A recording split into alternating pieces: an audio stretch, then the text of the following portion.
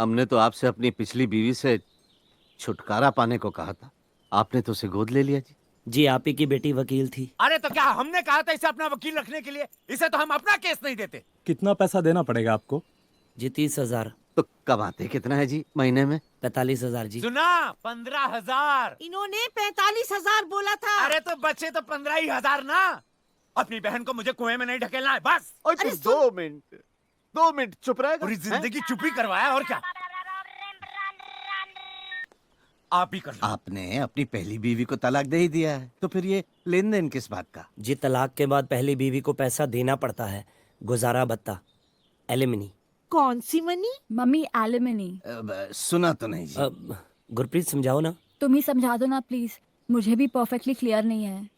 जी कानून के हिसाब से मुझे पहली बीवी को इतना पैसा देना ही पड़ेगा। लेकिन इतना पैसा अगर आपकी पहली बीवी ले जाएगी तो फिर 15,000 में आप अपना घर कैसे चलाएंगे? अरे ये सब छोड़ो, इससे ये पूछो कितना पैसा अगर इसकी पहली बीवी लेके जाएगी तो 15,000 में घर कैसे चलाएगा ये? ना हम तो बेवकूफ हैं?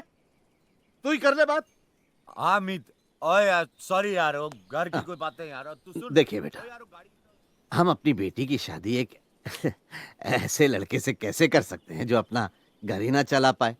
हमें इस रिश्ते से कोई एतराज नहीं है, लेकिन बेटा जी अगर आपको हमारी गुरप्रीत से शादी करनी है तो पहले अपनी इस एलिमनी से छुटकारा पाने का तो कोई रास्ता ढूंढिए ना। रास्ता ढूंढिए नहीं होता है, रास्ता नापिए होता है। और पापा अभी भी कुछ नहीं बिगड़ा है, जसवंत का रिश्ता अभी भी है और वो कम से कम इसकी तरह सेकेंड हैंड नहीं है।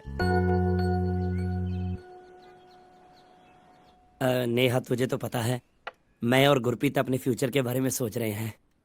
आशीर्वाद लेने आए हो? आशीर्वाद तो सबसे मिल ही गया है, बस एक छोटी सी प्रॉब्लम है। गुरप्रीत के मम्मी डैडी बोल रहे हैं कि 15,000 में तुम अपने फ्यूचर के बारे में क्या सोचोगे? बात तो सही है इसकी मम्मी डैडी की। आजकल 15,000 में कहाँ घर चलता है? वही तो। याद है जब 45 घर में आता था तब कितनी दिक्कत होती थी? अब उसमें से भी 15 तू लेने लग गया है। मैं लेने लग गया हूँ मतलब? दीदी प्लीज आप इतने पैसे मत लीजिए वरना हमारी शादी नहीं हो पाएगी। जहाँ प्यार हो वहाँ पैसा मैटर नहीं करता, जहाँ ना हो वहाँ करता है। दीदी मैं जाऊँ? हाँ, तेरे 3,000 फ्रिज पे पड़े हैं, ले जाना। जी दीदी। मजबूरी है, अब काम नहीं होता मेरे से, पीठ में दर्द रहता है। मैंने स्विमिंग शुरू किया है ना। वैसे मोटापा ज्यादा नहीं लग रहा है? हाँ चर्बी काफी चढ़ गई है तुझे।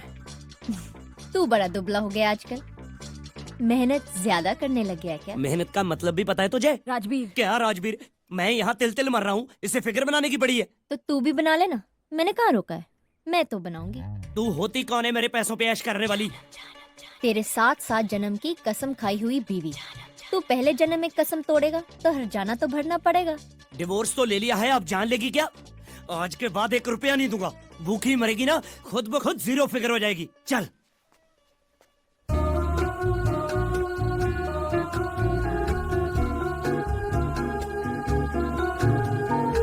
ये क्या कह रहे हैं कि तुम दोनों का कुछ ये क्या मामला है? शादी करना चाहते हो एक दूसरे से? क्या? ये क्या मजाक है राकेश जी? मैंने तो बातें क्या कर ली आपसे, आप तो आपकी उम्र हो गई है राकेश जी, बेटा तुम समझाते क्यों नहीं अपने पापा को? ये सब क्या अच्छा लगता है? आप प्लीज यहाँ से चले जाइए।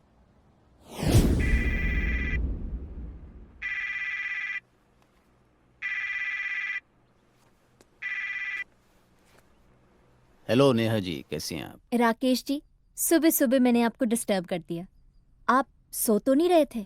नहीं, बस ऐसे ही कुछ पुरानी सी बात याद कर रहा था। खैर आप बताइए कैसे याद किया? राजवीर को समझाओ वरना वो अंदर हो जाएगा। क्यों, क्या हो गया? धमकी देकर गया है कि पैसे नहीं देगा। उसके बाप के पैसे हैं क्या? नहीं ऐसा नहीं बोलते, आप बिल्कुल परेशान ना हो, वो आपको घर पर आकर पैसे देकर जाएगा। नहीं दिए तो? अरे ऐसे कैसे नहीं देगा, उसके बाप के पैसे हैं क्या? नहीं दिए तो? आपसे बात करके मन हल्का हो जाता है। सबको लगता होगा कि मैं सिर्फ काम के लिए फोन करती हूँ। चलो आप बिजी होंगे, मैं आपको शाम को फोन करती हूँ। नहीं, मैं बिजी नहीं हूँ, मैं बस